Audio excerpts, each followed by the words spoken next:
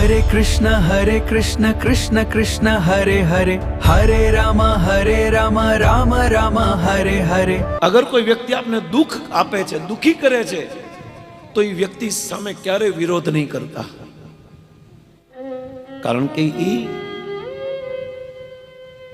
આપણો હિસાબ ચોખ્ખો થઈ રહ્યો છે અને આ જગતમાં જ્યાં સુધી હિસાબ ચોખ્ખો નહીં થાય ને ત્યાં સુધી મુક્તિ નહીં મળે। આ પરિવાર જે આપને મળ્યો છે ને એકબીજાના કર્મના ફળને ચૂકવવા માટે મળ્યો છે, એકબીજાનો હિસાબ ચૂકવવા મળ્યો છે। એક દીકરી તરીકે, એક પત્ની તરીકે અને એક માં તરીકે પોતાની જવાબદારી નિભાવો, એક પુત્ર તરીકે, એક પતિ તરીકે અને એક પિતા તરીકેની પોતાની પ્રામાણિકતાથી જવાબદારી નિભાવો। આ જગતમાં સૌથી મોટો બેસ્ટ શબ્દ હોય ને તો સ્વીકાર કરવું છે। જેણે જેણે આ જગતના દુઃખને, આ જગતના કષ્ટને, આ જગતની પીડાને જેણે જેણે સહન કર્યા છે ને અને સ્વીકાર કર્યા છે ને, દ્વારકાધીશ આ વ્યક્તિને સ્વીકાર કર્યા છે। કોઈની ઉપર આક્ષેપ નહીં નાખો, કોઈને આના લીધે મારે આવું થયું, આના લીધે મારે આવું થયું નહીં। આપણા ભાગ્યના, આપણા કર્મને કારણે જ આપણે દુઃખ ભોગવી રહ્યા છે।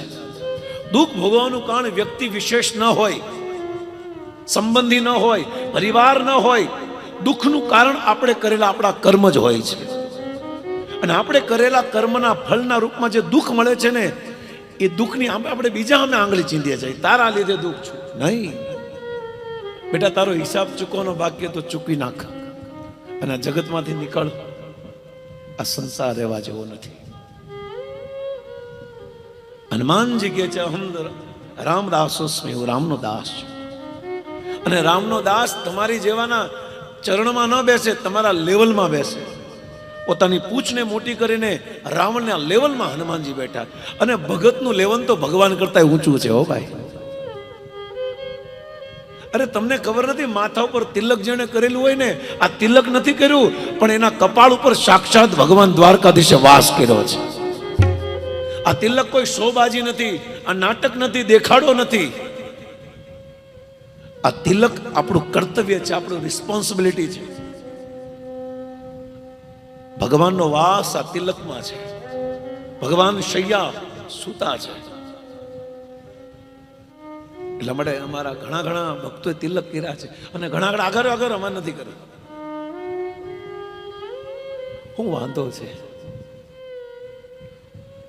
ઓલા પરાણે 135 માવા ખવડાવે ને એની કરતા માથા પર તિલક કરવું વધારે સારું છે। તિલક વગરનું માથું સ્મશાન જેવું છે। આપણા સનાતન ધર્મ, વૈદિક ધર્મ અને આપણા હિન્દુ ધર્મ લખ્યું છે કે કપાળ ક્યારેક કોરું ન હોવું જોઈએ, સ્ત્રી હોય કે પુરુષનું હોય। આપણે હિન્દુ છીએ, આપણે સનાતની છીએ, તો સનાતનનો સૌથી મોટું કોઈ પ્રતીક હોય તો એના માથા ઉપર તિલક હોય, એ જ સનાતન ધર્મનું શ્રેષ્ઠ પ્રતીક છે। અને માથા ઉપર શિખા હોય, ચોટી। કેટલાની ચોટી છે? હાથ ઊંચો કરે, બાકી બધાના હાથમાં લોટી છે। આ ચોટી હિન્દુ ધર્મનું ચિહ્ન છે। દાઢિયું વધારવા કરતા બાપાના પૈસા વધારો, દાઢિયું વધારવા કરતા ભક્તિ વધારો। દાઢી આપણી ફેશન નથી, આપણી ફેશન માથા ઉપર શિખા રાખવી ફેશન છે, ગળામાં તુલસીની માળા પહેરવી અને માથા ઉપર તિલક કરવાને એ હિન્દુ ધર્મનો સાચી ફેશન છે। અને આપણે હાલી જ નીકળ્યા દાઢીઓ વધારીને કે ઝૂકેગા નહીં, હારા હારા ઝૂકી જાય ભાઈ। મોટી ઉંમર થઈ જશે ને એટલે હાથમાં લાકડી આપીને વાંકા વળી જાય। એની પેલા ભગવાનના સામે નતમસ્તક પ્રણામ કરતા શીખો જ્યારે સભામાં આવીએ ત્યારે। એટલા માટે હનુમાનજી લેવલમાં બેઠા અને લેવલમાં બેઠા પછી રાવણે કીધું કે કોઈ પણ વાંદરા હોય ને એને પૂંછ ઉપર બહુ અભિમાન હોય, એની પૂંછડી ઉપર, અને પુરુષોને પોતાના બેંક બેલેન્સ ઉપર અભિમાન હોય અને બહેનોને પોતાની સુંદરતા ઉપર અભિમાન હોય। અને હરેક બહેનોને એમ જ લાગે હું સુંદર જ લાગુ છું અને લાગવું જોઈએ, ગમે એવા હોય। આપણે ખુશ છીએ, આપણે આપણા શરીરમાં ખુશ છીએ, ગામને જે લાગે ઓ જોત ખરા કેવા કપડા પહેર્યા, જોત ખરા કેવું લાગે છે, એને કહેવા દો ને. આપણે આપણી મસ્તી માર્યો ને. અને આ જ આનંદ છે ભાઈ. ગામનું કહીને આપણે ઓલા હેરાન થવું. આપણે આપણા આનંદ માર્યો ને એને કેવું કે જહાં મેરે અપને સિવા કુછ નહીં, મુझे मेरी मस्ती कहाँ ले आई, मुझे मेरी मस्ती कहाँ ले आई, जहाँ मेरे सिवा कुछ नहीं, मुझे मेरी मस्ती कहाँ ले आई, मुझे मेरी मस्ती कहाँ ले गया. તમને કેવું હોય કે આપણે ટેન્શન મત લ્યો. કેટલું કહે, કેટલું કહે, કહેવા દો ને. હનુમાનજીને અભિમાન દૂર કરવા માટે કેરોસીન લેતા આવે, તેલ લેતા આવે, ઘી લેતા આવે અને પૂંછડે બાંધી દો. હનુમાનજી બેહી ગયા અને આખા લંકામાંથી બધી જ આવ્યું બધું. તેલ આવ્યું, ગાભા આવ્યા. હનુમાનજી બધાને સામે જુએ છે. ક્યાંથી આવ્યું? વરાછા, નોટ કરો. ક્યાંથી આવ્યું? કતારગામ, નોટ કરો. ક્યાંથી આવ્યું? અમરોલથી, નોટ કરો. ક્યાંથી આવ્યા? ઇંગોરાળાથી, નોટ કરો. ક્યાંથી આવ્યા? અડાજણથી, નોટ કરો. ક્યાંથી? જ્યાં જ્યાંથી આવ્યા, જે લોકો આવ્યા, આ બધાને હનુમાનજીએ નોટ કર્યા અને બધાએ ગાભો લગાડીને પૂંછડીમાં બાંધી દીધો અને તેલ આમ નામ નાખી દીધું. અને હનુમાનજી કીધું કાંઈ વાંધો નહીં, થેન્ક યુ. જે ઘરમાંથી મારા માટે તમે લાવ્યા છો એ બધા જ ઘરમાં હું પ્રસાદી આપી દઈશ, ઉપાધિ નહીં કરતા.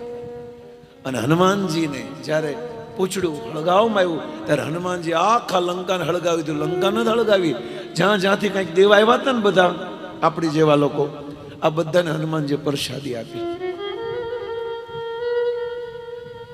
વિકટ રૂપ ધરી લંકા જલાવા. હવે જો હું થાય, મારે તમને એ કેવું છે કે જ્યારે હનુમાનજીએ લંકા હળગાવી અને સીતાજીની ખોજ કરી અને જ્યારે પાછા આવ્યા ત્યારે જામવંતજી આદિ વાનરોએ બહુ હનુમાનજીના વખાણ કર્યા. વાહ હનુમાનજી વાહ, તમે મારા કુળનું નામ રોશન કર્યું, તમે મારા ગામનું નામ રોશન કર્યું, અમારી પરંપરાનું નામ રોશન કર્યું, કારણ કે તમે સીતાજીની ખોજ અને રામજીની ઈચ્છાને પૂરી કરી. આખા બધા લોકોએ હનુમાનજીના વખાણ કર્યા, બધા જ વાંદરોએ. એમ સમાજમાં આપણા વખાણ થશે, સમાજમાં વખાણ થશે અને વાહે વાહે આપણી નિંદાય થશે. જ્યારે સારું કામ કરશો ત્યારે વખાણ કરશે, અને જો આમ તેમ થઈ ગયું તો પાછા માથે ચડી જાય કે આ એ લાગણો હતો. હવે જો કેવું બન્યું કે જ્યારે લક્ષ્મણજીને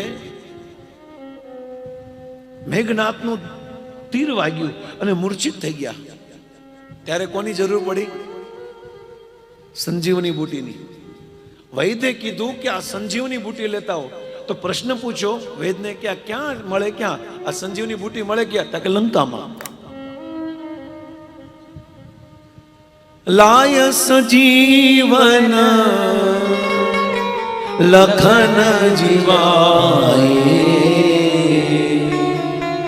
શ્રી રઘુવીર હર્ષ ઉર લાય.